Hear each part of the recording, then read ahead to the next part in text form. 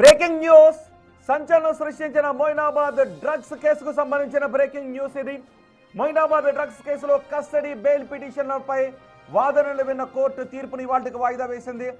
Drugs పెడ్లర్లతో pilot Rohit రెడ్డికి ఉన్న సంబంధాలు, ఫామ్ హౌస్ లో ఇదివరకు జరిగిన పార్టీలు, ఆర్థిక అంశాలపై ఇంకా విచారించాలి అని కస్టడీ కోరుతూ పోలీసులు పిటిషన్ వేశారు. ఈ క్రమంలో విచారణ పూర్తయిందని, బెయిల్ మంజూరు చేయాలి అంటూ రోహిత్ తరపు న్యాయవాది వాదనలు వినిపించారు.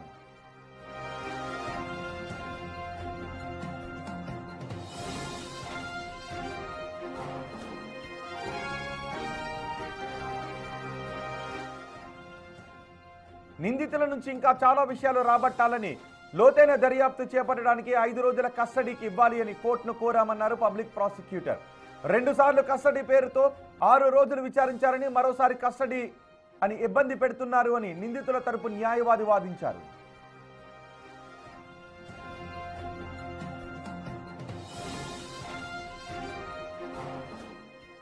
ఫైల్ నెంబర్ 150కి సంబంధించిన బెయిల్ ఆర్గ్యుమెంట్స్ ఈరోజు జరిగినాయండి. A1, A2 అండ్ A3 ముగ్గురికి సంబంధించిన బెయిల్ ఆర్గ్యుమెంట్స్ జరిగినాయి. దాంట్లో మొదలుగా సీనియర్ కౌన్సిల్ వినోద్ కుమార్ దేశపాండే గారు A3కి సంబంధించిన ఆర్గ్యుమెంట్స్ చేసినాడు. అండ్ దాంట్లో ఆర్గ్యుమెంట్స్కి సంబంధించి కస్టడీ పిటిషన్ పెండింగ్ ఉన్నప్పుడు బెయిల్ ఆర్గ్యుమెంట్ చేయొద్దు అనేది ఎక్కడ కూడా బార్ లేదు, చేసుకోవచ్చు. కస్టడీ పిటిషన్ రేపటికి పోస్ట్పోన్ అయింది. బెయిల్ ఆర్గ్యుమెంట్స్ కూడా A3, A2, A1 ముగ్గురికి కంప్లీట్ అయినాయి. సో మెజిస్ట్రేట్ గారు అన్ని రికార్డ్ చేస్తున్నారు.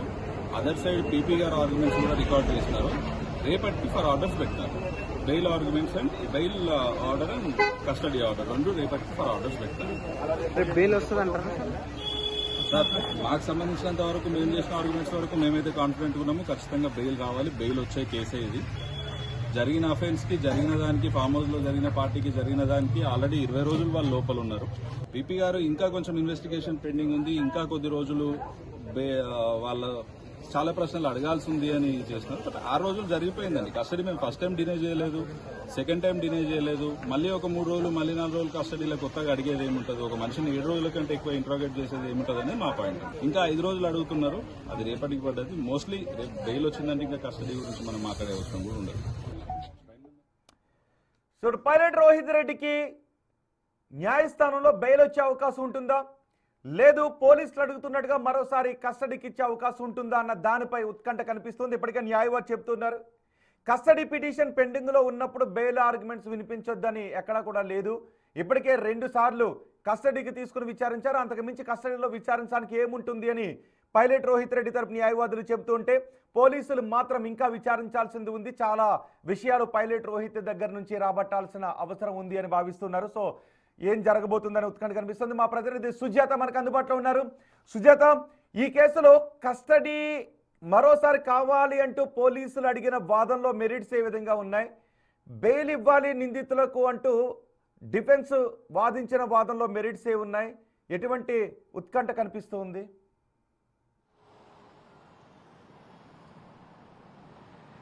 మొయినాబాద్ ఫామ్ హౌస్ డ్రగ్ కేసుకి సంబంధించి ఇప్పటికే 3 నిందితుల్ని, పైలట్ రోహిత్ రెడ్డి, రితీష్ రెడ్డి, నమీష్ శర్మలని 2 సార్లు అంటే 3 రోజుల కస్టడీ తీసుకొని 6 రోజులు విచారించారు. అయితే ఇప్పటికే 20 రోజులకి పైగానే జ్యుడిషియల్ కస్టడీలో 3 నిందితులు ఉన్నారు. 6 రోజుల పాటు సుదీర్ఘంగా విచారించింది సిట్. ఇంకా విచారించడానికి ఏమీ లేదు. ఒకవైపు కస్టడీ పిటిషన్, మరోవైపు బెయిల్ పిటిషన్, ఈ 2 పిటిషన్లు ఈరోజు జడ్జిమెంట్ రాబోతుంది. అయితే ఖచ్చితంగా జడ్జిమెంట్ లో ఇటు పీపీ వాదనలు వినిపించేటువంటి సమయంలో మాకు కస్టడీకి 5 రోజుల పాటు కోర్టు ఇస్తుంది అని చెప్పేసి ఇటు సిట్ చెప్తుంది. మరోవైపు పైలట్ రోహిత్ రెడ్డి అడ్వకేట్ మాత్రము ఆల్రెడీ 20 రోజులు జ్యుడిషియల్ కస్టడీలో ఉన్నారు. 6 రోజుల పాటు విచారించారు. ఇంకా విచారించడానికి ఏమీ లేదు. అంటే 6 రోజులు విచారించినప్పుడు వచ్చినటువంటి విషయాలే తప్ప మరే విషయాలు రావడానికి లేవు, ఇంకా ఏం జరగలేదు అక్కడని చెప్పే ప్రయత్నం చేస్తున్నారు. కానీ సిట్ మాత్రం 6 రోజులు విచారించాము.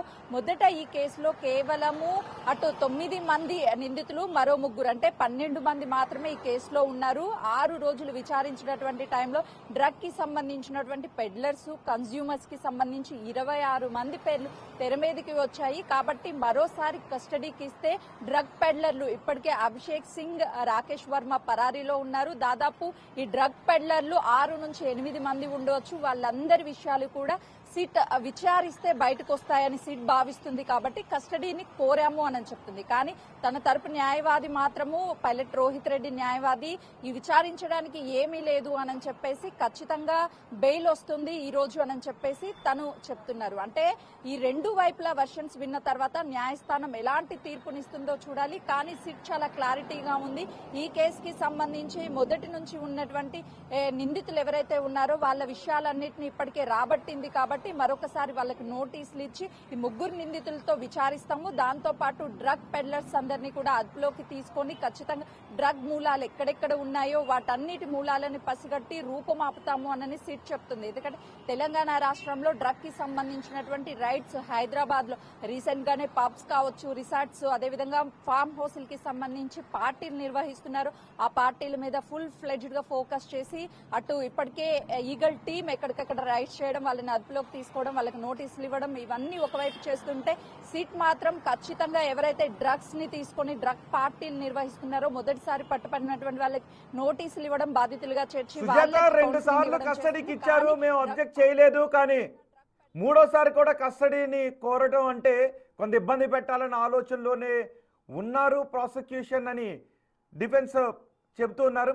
సో ఇద్దరు వాదనలు కస్టడీ విషయంలో ఇద్దరి మధ్య జరిగిన వాదనలు ఏంటి, ఇవ్వద్దు అని అనటానికి కోర్టులో ఎటువంటి వాదనలు వినిపించారు, అలాగే బెయిల్ విషయంలో ఉన్న మెరిట్స్ ఏంటి?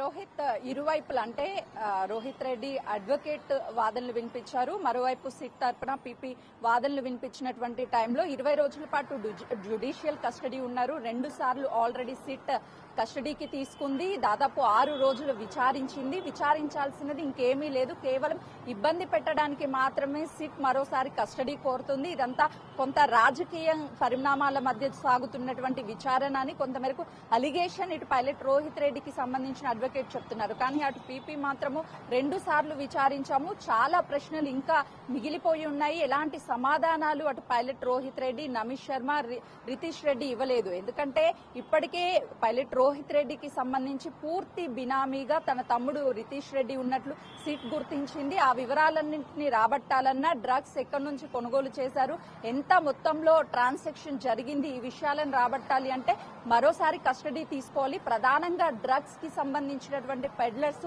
ఎక్కడికి చెందినటువంటి వాళ్ళు, హైదరాబాద్ కి ఎలా డ్రగ్స్ ని సరఫరా చేస్తున్నారు, ఎక్కడి నుంచి డ్రగ్స్ తీసుకొస్తున్నారు అనే విషయాన్ని రాబట్టాలి అని అంటే పైలట్ రోహిత్ రెడ్డితో పాటు నమిష్ శర్మ, రితీష్ రెడ్డిని కస్టడీకి తీసుకొని విచారించాల్సిందే అని చెప్పి సిట్ భావిస్తుంది. పీపీ ఈ వాదనలు కూడా వినిపించారు. అంటే అదే సమయంలో పైలట్ రోహిత్ రెడ్డి అంటే పైలట్ రోహిత్ రెడ్డి తరపు న్యాయవాదులు వినిపిస్తున్న వాదనలో పైలట్ రోహిత్ రెడ్డి ఇన్నోసెన్స్ ని ఏ విధంగా చెప్తున్నారు, అంటే మాకు సంబంధం లేదు అని చెప్తున్నారా?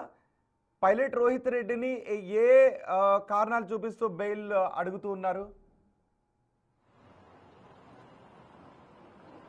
పైలట్ రోహిత్ రెడ్డి నిర్వహించినటువంటి పార్టీలో డ్రగ్స్ అనేవి వాడారా లేదా అనేది కేవలము 3 నెలలు టైం పడుతుంది టెస్టులు రావడానికి. ఆ రోజు జరిగినటువంటి పార్టీలో కేవలము ర్యాపిడ్ టెస్టులు మాత్రమే చేశారు. ఆ తర్వాత బ్లడ్ శాంపిల్స్ ని కలెక్ట్ చెయ్యలేదు అని కొంతమేరకు ఎలిగేషన్ చేస్తున్నారు. కానీ కొంతమందికి యూరిన్ టెస్టులు నిర్వహించారు. ఆ రిపోర్ట్స్ రావడానికి అధికారికంగా 3 నెలలు పడుతుంది. కానీ ఇంతలోపే వీళ్ళు నిందితులని ఎలా చేరుస్తారు? బాధితులు ఆ రోజు పార్టీని నిర్వహించింది ఫ్యామిలీ పార్టీని, అక్కడెక్కడ డ్రగ్స్ అనేది వాడలేదు అని చెప్పే ప్రయత్నం అటు అడ్వకేట్ చేస్తున్నారు. కానీ పూర్తి ఆధారాలు ఉన్నాయి. ర్యాపిడ్ కిట్ తో టెస్టులు చేసినప్పుడు పాజిటివ్ వచ్చింది.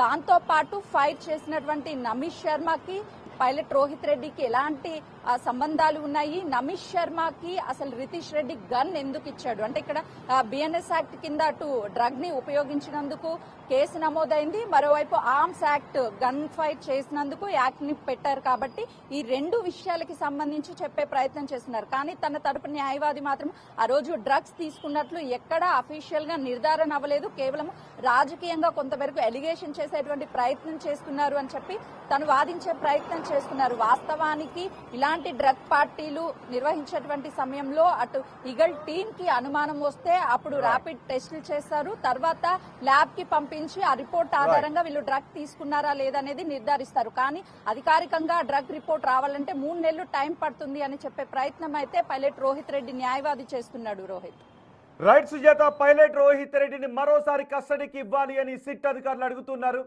అదే సమయంలో పైలట్ రోహిత్ రెడ్డి తరపు న్యాయవాదులు మా క్లయింట్కి పైలట్ రోహిత్ రెడ్డికి బెయిల్ ఇవ్వాలని అడుగుతున్నారు.